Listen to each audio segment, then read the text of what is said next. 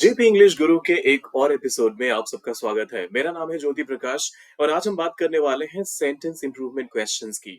UPSC और SSC में इस तरह के क्वेश्चंस आते हैं जहां पर आपको एक सेंटेंस दे दिया जाता है और फिर आपको पूछा जाता है कि इसमें कोई इंप्रूवमेंट की गुंजाइश है क्या।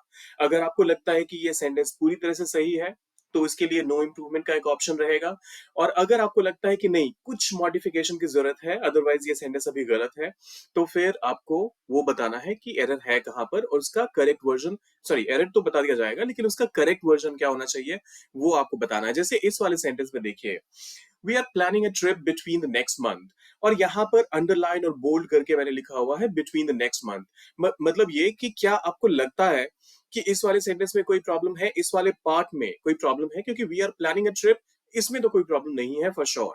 तो ऑप्शंस क्या क्या है आइए वो देखते हैं। Between next month, between the next month में से दो द को हटा दिया, और फिर आता है हमारा बिटवीन नेक्स्ट मंथ। ओके, सो ये दोनों ऑप्शंस सेम ही है। फिर आता है इन द नेक्स्ट मंथ, और फिर आता है नो इम्प्रूवमेंट रिक्वायर्ड। अब अगर आप ध्यान से देखें, जब कभी भी आप एक विंडो की बात करते हैं, पूरा जो मंथ का एक विंडो होता है, उस केस में बिटवीन का इस्तेमाल नहीं हो सकता। बिटवीन का इस्तेमाल आप तब करते हैं प्रपोजिशन ऑफ टाइम के लिए जब आप एक टाइम विंडो में स्टार्ट और फिनिश टाइम की बात करें।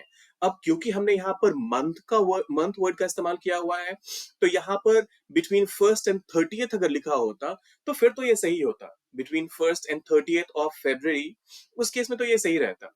लेकिन यहाँ पर इस वाले में ये प्रपोजिशन गलत है। करेक्ट आंसर इसका होगा option C, in the next month. Explanation भी यही कह रहा है, in the next month is the right answer because between is not appropriate for indicating a special or a specific time. तो अगर आपने भी अगर इसी को मार्क किया था तो फुल मार्क्स। मिलते हैं जल्दी ही एक और ऐसे क्वेश्चन के साथ। और हाँ, सब्सक्राइब, लाइक और शेयर करके जाइएगा।